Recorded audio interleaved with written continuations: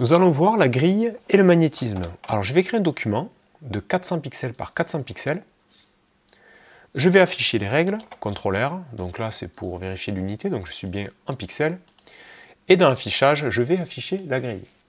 Alors là, la grille, elle est de quelle taille? Alors pour le savoir, édition préférence ou CTRL-K.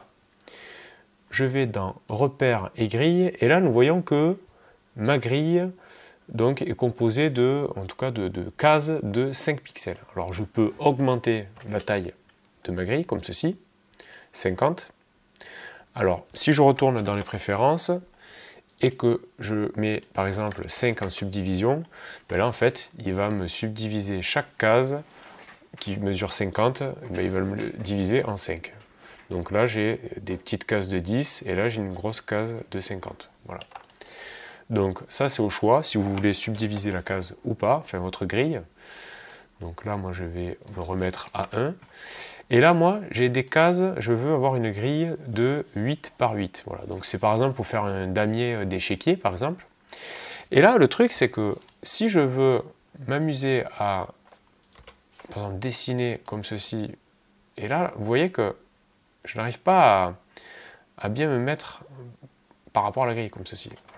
Mon carré ne se magnétise pas. Alors, pour magnétiser mes formes par rapport à la grille, il suffit d'aller dans Affichage et de cliquer sur Magnétisme de la grille, comme ceci. Voilà. Et là, vous voyez que ça se magnétise directement. Alors là, je peux même avec un Alt et glisser, dupliquer comme ceci. Voilà. Donc là, l'avantage, c'est que je peux vraiment même tracer une forme qui se magnétise parfaitement à ma grille, comme ceci. Alors, quelque chose qui est intéressant à savoir aussi, donc si vous utilisez la plume, donc là, vous pouvez directement tracer des formes comme ceci, et là, ça va se magnétiser automatiquement. Donc là, si je pars à 45, vous voyez que là, il m'effectue une contrainte.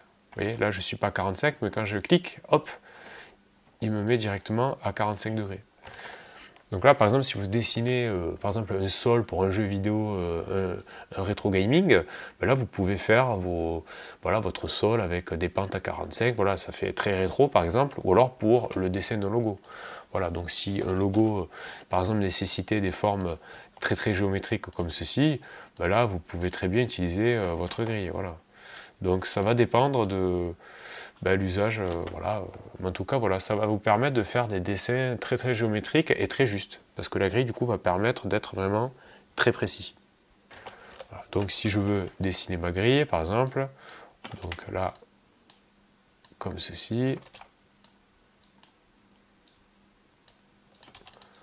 Alors là, je ne sais pas ce qui s'est passé, c'était un peu capricieux, voilà. Donc là, hop, je duplique. Vous voyez, CTRL D, voilà. Donc j'ai créé ma grille, comme ceci. Enfin, en tout cas, mon échiquier, je veux dire. Voilà. Alors, à savoir aussi, quand vous allez dans repères et grilles, vous avez, bon, là, la couleur des repères, mais aussi vous avez la couleur de la grille. Vous pouvez personnaliser ça. Voilà, donc là, si je clique sur OK avec le bleu, vous voyez que ma grille, elle est bleue. Voilà, donc vous pouvez vraiment choisir la couleur de votre grille. Voilà, donc ça c'est au choix. Voilà. Et bien c'est tout pour la grille et le magnétisme.